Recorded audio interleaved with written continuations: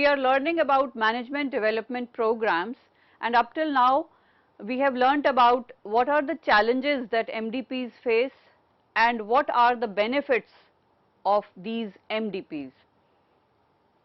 So moving further, let's discuss about the components of management development program.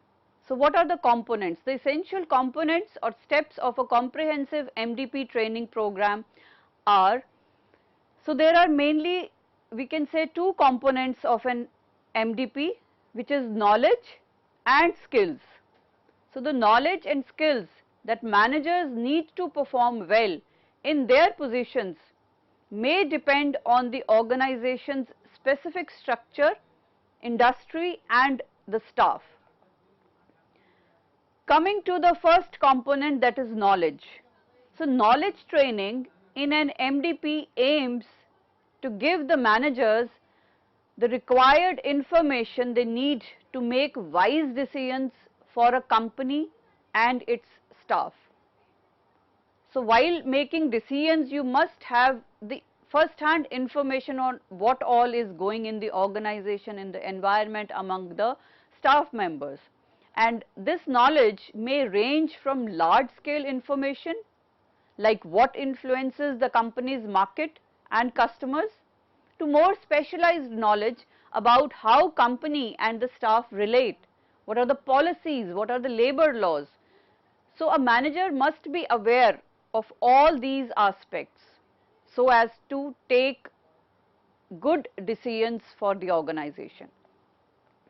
So an MDP may teach the participants about topics such as, the first point is company business model. So it's important for a manager to understand how a company creates value so that they can contribute their own labor efficiently and help reduce waste and preserve the product quality.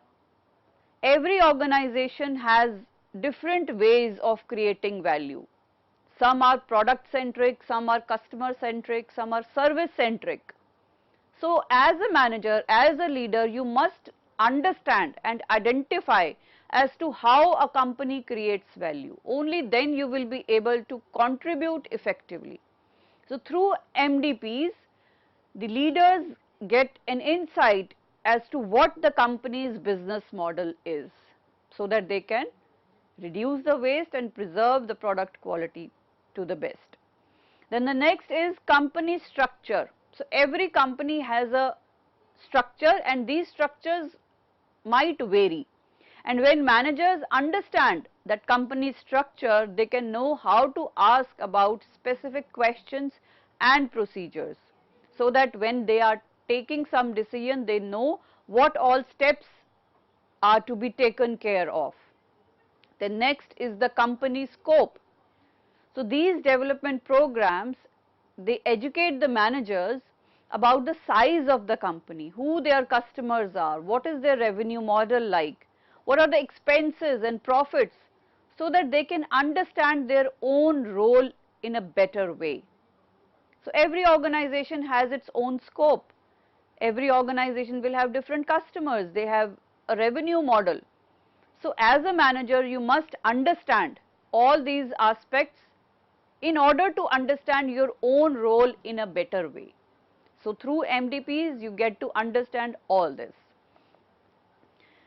Then what is the internal policy? What are the codes of the organization? If a company has internal ethics, the hiring or behavior policies, the manager needs to know them as well and counsel anyone they supervise to ensure that their actions are within those codes.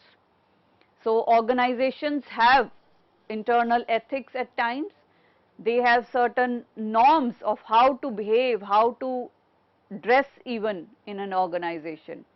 So all these are a part of the internal policies and codes, and as a manager, you must be aware of these internal policies and these codes so that you can guide your subordinates also. So through MDPs, you get an insight into the internal policies and codes of the organization. Then the next part is the labor laws. So a manager who knows labor laws may more easily understand what rights of other people at workplace are, and those rights have to be respected. So through MDPs you get an insight into the labor laws also. So coming to the next component of an MDP, the first one being knowledge, the second component is the skills. So now you have already gained the knowledge for decision making, now comes the skills. So skills training, it aims to teach specific skills that people who are new to management may not have by working in an entry level position. So MDPs, as I stated, is preparing you for the future.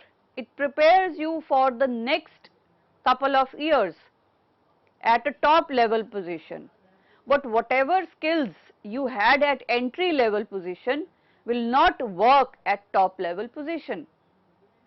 So an MDP instructs the participants on soft skills for everyday and occasional use rather than technical skills.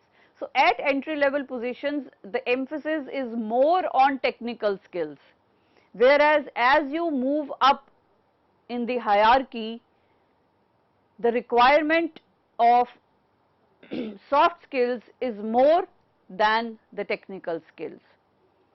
So through MDP you get an insight into what all skills you require, and basically here the emphasis will be on the soft skills. So here are some skills that new managers may learn. The first one being scheduling.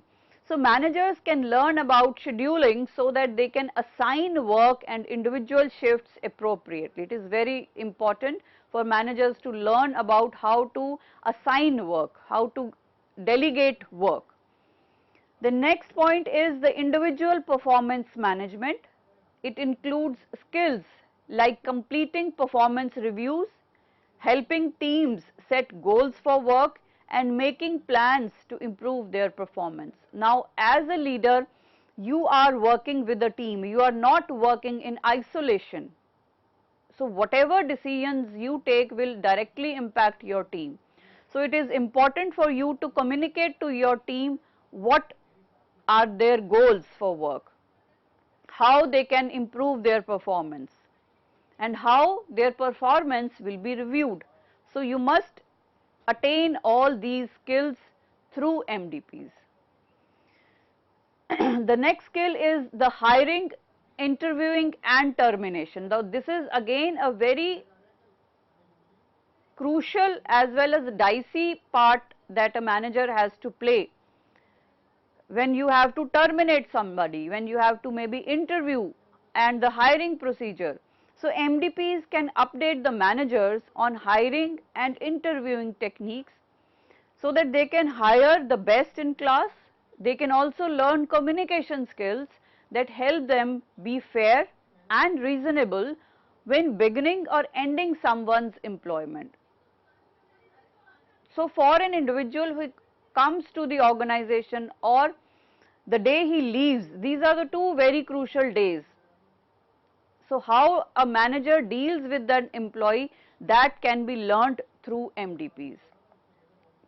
The next skill that a manager learns through MDPs is conflict management. This is something that we all come across on daily basis. So a manager who knows how to negotiate with others and resolve their conflicts can likely help their own team cooperate more smoothly, both internally and externally. So somebody who knows how to deal with conflicts, how to mitigate the risk of losses due to conflicts, is the true leader. So through MDPs you get an insight as to how to manage these conflicts. Then another skill that you learn is team motivation, because as I said, as a leader you won't be working in isolation, but you will be working with team of people, and there can be multiple teams also. So a manager can learn certain techniques to help teams get to know each other better and become more productive overall. So only when the teams are managed well, the teams are motivated to perform well, only then the leader actually will get the benefit, or the team will become more productive. So the success of the leader lies in the success of its team. So team motivation is another skill that a leader gets from MDPs. Then another skill that can be enhanced through MDPs is communication skills. Many aspects of a manager's work involve communication, but more than communication, it is how you communicate, your body language, the non-verbal cues that we give, eye contact, how considerate we are for our employees. That is again very important when you are working in teams. So MDPs may focus on improving areas like spoken and written communication and effective presentation techniques. So today a lot of emphasis is being given on communication skills, and many managers actually need to learn how to communicate.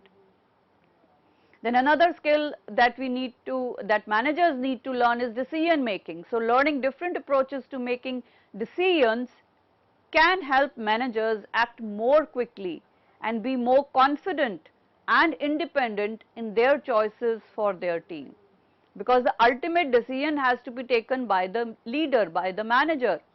So you need to have an understanding of what all alternatives I have while taking the decision.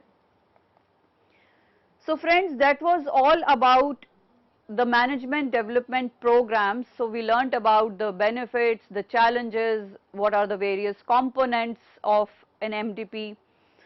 That was a crucial part of the training and development that an organization undertakes. So coming to the concluding part of the series on training and development, we are now going to learn about some contemporary challenges of training and development. So friends, the first challenge that we are going to talk of is the rapid technological advancements. So as we all know that the fast-paced nature of technological advancements, it requires organizations to continually update their training programs to keep up with new tools, software and platforms. So we all know that technology is changing with the blink of an eye, and every time something new comes, the employees need to be skilled, they need to be reskilled, they need to be trained. So that is, I would say, a challenge for the training and development industry, because you undertake or you undergo a training today might become obsolete after 1 month. So you have to be very agile while designing your training programs also. So you need to take care that these training programs must stay relevant, otherwise the whole purpose of providing the training would go in vain. So these rapid technological advancements are posing a great challenge for the training and development industry. The second challenge for training and development is the remote work and virtual training. So ever since the COVID pandemic hit, we all know that works shifted from companies to homes, and even today many organizations are actually having remote work, or their employees are working remotely from their homes. They haven't started offline working. Now in this scenario, how do you expect to train your employees? So with the rise of remote work, training and development programs, they need to adapt to virtual environments, presenting challenges in terms of engagement, collaboration and effective knowledge transfer. Because I also personally feel that the trainings can be more effective when they are in a physical setting, where I am training and people are sitting in front of me so that I can engage them more effectively. And when there is engagement, there is learning. The more the engagement, the more the learning. But when we talk of virtual trainings, that becomes a hindrance because you are not in a physical setup, you are sitting in the comfort of your home. Though it is comfortable on the part of the trainee, but from the learning aspect, I would say physical trainings are better than online trainings or virtual trainings, because there the trainer doesn't know how much the trainees have learnt, how much they have understood, whether they are engaged or not. Because most of the times what happens is that if I am a trainee, I would just switch off my camera and the trainer doesn't know whether I am listening or not. So that creates a huge gap between what I want to say and what the trainees are learning. And that actually makes virtual trainings ineffective. So in today's world where people are working remotely, this is a great challenge, because the effectiveness and knowledge transfer, I would say, is not up to the mark in virtual trainings. The next challenge is personalization of learning. So we all know that employees have diverse learning styles and preferences. And in fact, we all have different styles of learning. Some people are auditory learners, they learn through listening. Some are visual learners, some are experiential learners, that is, they learn by doing things. Audio learners are who learn by listening, visual learners who learn by seeing things. So we all as employees, I would say, have diverse learning styles, and having one training program would not suffice, would not actually fill the gaps of all the employees at the same time. So designing these training programs that cater to individual needs and preferences can be challenging, but essential for optimal learning outcome. So if you just want an optimal learning outcome, then you can have a single training program, a single design. But if you want to have effective learning, then personalization of these training programs has to be done. The next challenge that we are going to talk of today is the skill gap identification. So as I have said it a number of times, that every training actually addresses the skill gap. That is, what skill set you have today and what skill set you will be needing tomorrow or in the future. So that gap has to be identified so that you can be trained. But organizations, they need to accurately identify skill gaps, because that is the basis of the training program. That is how you design any training program.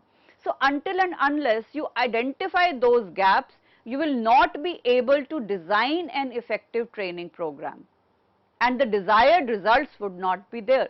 So the entire process of training would be in vain. So organizations, they need to accurately identify these skill gaps and future job requirements so that they can develop a targeted training program. And this involves conducting a thorough skills assessments and aligning your training initiatives with business goals. Now this is again very crucial and very challenging. Your training goals should be aligned with business goals. If they are not aligned, ultimately your employees might be skilled, but the business goals won't be achieved. So every organization, the first and foremost expectation is to fulfill your goals, achieve your goals. So whatever training you are imparting to your employees, it should be in sync with what you want to achieve as an organization. So for that, that skill gap has to be clearly identified. Friends, coming to the next challenge of training and development is retaining and engaging these learners. So keeping employees engaged throughout the training program and ensuring that they retain the knowledge and skills acquired can be a challenge. So as I said, in the virtual training also, engaging the employees throughout the training program is very difficult. Until and unless you have a very good trainer, employees are never engaged, because after a certain period of time, say after half an hour, our engagement starts declining and we stop learning or stop listening to what the trainer is saying, until and unless there are things that we learn by doing. So if I am just sitting and listening to a trainer and I am not doing anything, so that learning will be ineffective. Now if the trainer engages me and gives me small tasks to do, then I might be more engaged and I might learn also, and that learning will be retained.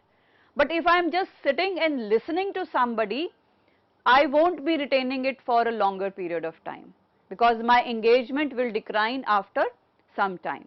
So now that is again a very great challenge for trainers, be it in virtual training or in physical learning, how to retain and engage your learners, because it is not just that a trainer comes, speaks and goes. Training will be effective only if you understand, you retain that knowledge, and then you actually apply that knowledge in your day-to-day job.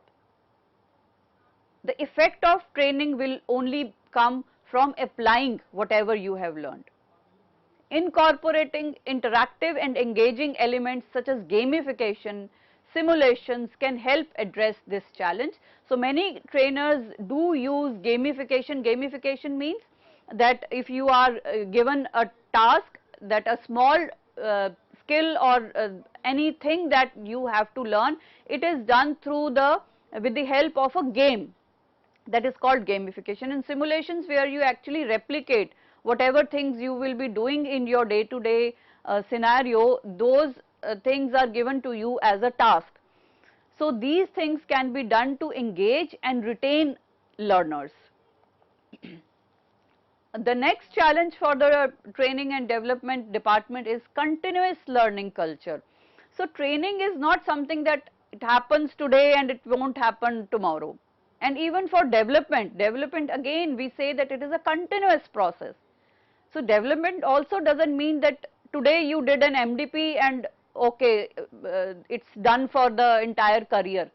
No, it's not that way. You must have a continuous learning culture, and building that culture of continuous learning, it requires an ongoing effort and commitment, and this effort and commitment must come from the top level management, which is most of the times missing, because organizations feel that training is a waste of time and money.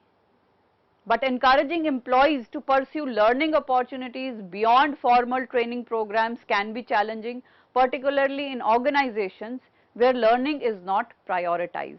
Many organizations, learning and training are not prioritized.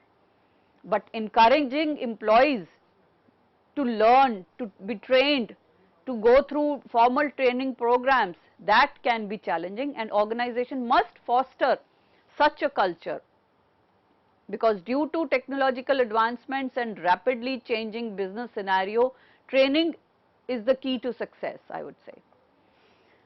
The next challenge we'll talk of is measuring training effectiveness. Again, a great challenge for the training and development industry. So determining the effectiveness and impact of training is crucial to justify the investments in L&D.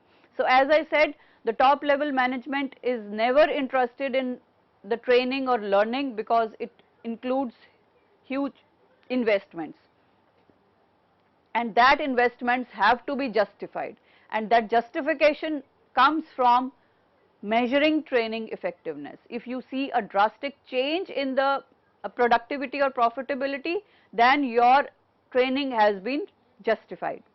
But measuring this return on investment of training can be complex, as it involves considering various factors and aligning the metrics with organizational goals.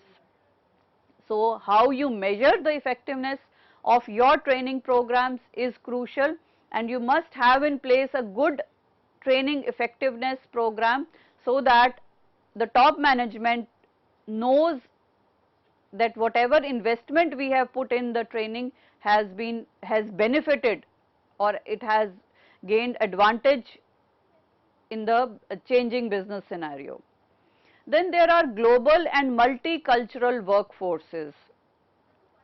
So as I said, that organizations with global or diverse workforce, they face challenge of designing training programs that accommodate cultural differences and language barriers. So organizations are operating in multiple areas or multiple countries, and employees are also working in different parts of the globe. So can we have a single training program? So that again is a challenge, because people with different cultures, different languages will have different needs.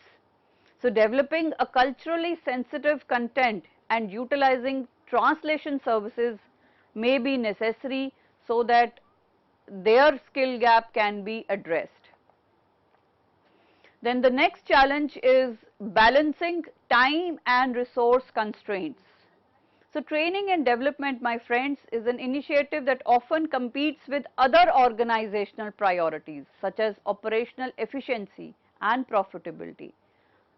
So what would the top management prefer, training and development or operational efficiency? They might opt for operational efficiency. They might opt for investing in operational efficiency rather than training their employees. So that balance of time and resources from the part of the top management is a challenge. Balancing time and resource constraints while ensuring adequate investment in training can be a significant challenge. So I have stated this a number of times that many organizations feel that training is a waste of time and resources. So instead of investing in their employees, they prefer other things to do, and they think that by investing in other things they can increase their profitability also. So friends, coming to the next challenge is learning in the gig economy. So gig economy means the employees are not permanent, but we just hire people for a project or two, and when the project is completed, we the employees, they leave, and they are actually not employees. So the rise of this gig economy and increased reliance on freelancers and contractors, they present again challenges for the training and development, because they are not a part of your organization. They are just hired for a particular gig or a short term project, but we need to train them also. But then again, investing in their talent or investing your money in the gig performer or a freelancer won't help the organization, because when the project is over, the freelancer will move. He is not a permanent part of your organization. So designing training programs that cater to flexible work arrangements and transient employees, it requires innovative approaches and adaptable learning methods. So you must have certain flexible training programs or innovative approaches whereby you are training your gig workers also. So friends, these challenges basically highlight the dynamic nature of training and development in modern workplace. So dynamic means it is ever changing. It has never been stagnant, and in the current business scenario we can say it can never be stagnant, because we are changing at a fast pace. So according to the changes, the training and development also needs to be changed. That is why we say that it is dynamic in nature. It necessitates continuous adaptation and innovation to meet the evolving organizational and employee needs. So friends, in this series we learnt about training and development as an integral part of the human resource management. We have learnt about why we need trained employees, what is the importance of training. We learnt about what are the various methods of training, on the job, off the job, and we learnt about various sub parts of these trainings. Then we learnt about e-learning, blended learning. We learnt about various development programs like the management development program, what are its benefits, what are its advantages, what are its processes, what all are the components of an MDP, and lastly we learnt about the challenges faced by the training and development program. So, we will come up with some new topics. Thank you.